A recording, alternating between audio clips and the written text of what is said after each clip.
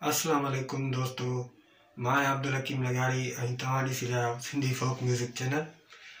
दोस्तों, हींअर सर्दी जाम आहे असां वटि सिंध में, ॾाढी सर्दी पई आहे। ऐं हाणे मां जेका तव्हांखे टेप ॾेखारियमि वीडियो में, या मुंहिंजो प्यारो दोस्त आहे, सऊदीअ में कमाईंदो आहे, उन मूंखे गिफ्ट कई आहे ऐं उनजी रिकॉर्डिंग भी मां शुरू करे छॾी आहे। ऐं इंशाअल्लाह तमामु जल्द इहा रिकॉर्डिंग तव्हांजे साम्हूं ईंदी ऐं रिकॉर्डिंग तमामु बहितरीन ऐं बेस्ट रिकॉर्डिंग थिए थी। हाणे त पुराणी टेप हुई, उन में थोरो मसइलो हुयो, उहा रिकॉर्डिंग सही न पई करे। ऐं हाणे इंशाअल्लाह रिकॉर्डिंग अहिड़ी ईंदी तव्हां सभिनी खे पसंदि ईंदी।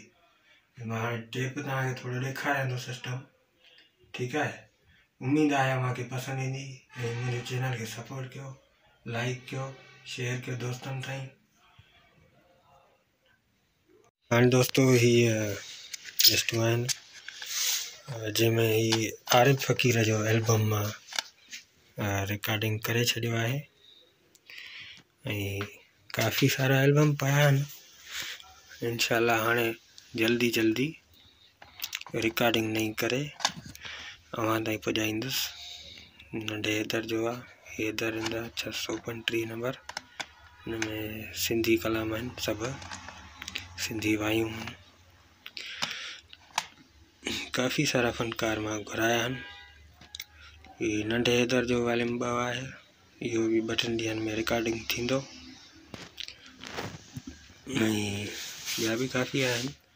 हीअ टेप आहे, हीअ जैक सिस्टम लॻो पियो आहे, OTG सिस्टम थी वियो आहे। रिकॉर्डिंग मां राति कई आहे कुझु, ऐं कुझु कंदुसि रिकॉर्डिंग। टेप तव्हांखे कीअं थी लॻे? अहिड़े दौर में नई शइ आई आहे। हीअ कैस्टूं, हीअ त सफ़ा थोरियूं आहिनि तव्हांजे साम्हूं, कैस्टूं जाम पयूं आहिनि, 2 कार्टून ॿिया भरियल आहिनि।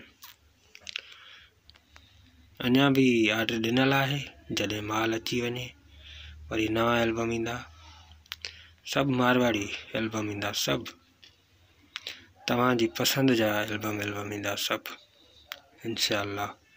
जेतिरो सपोर्ट मिलंदो ओतिरियूं नयूं शयूं रखंदासीं। ये टेप भी ज़बरदस्त मिली आहे, ॾिसो सफ़ा न्यू आहे, न्यू आहे, चाइना जी, पर रिकॉर्डिंग सुठी थी करे माशाअल्लाह। जैक सिस्टम आहे, तमामु बहितरीन। इंशाअल्लाह मूंखे पसंदि ईंदा हर वीडियो मुंहिंजा। ठीकु आहे दोस्तों।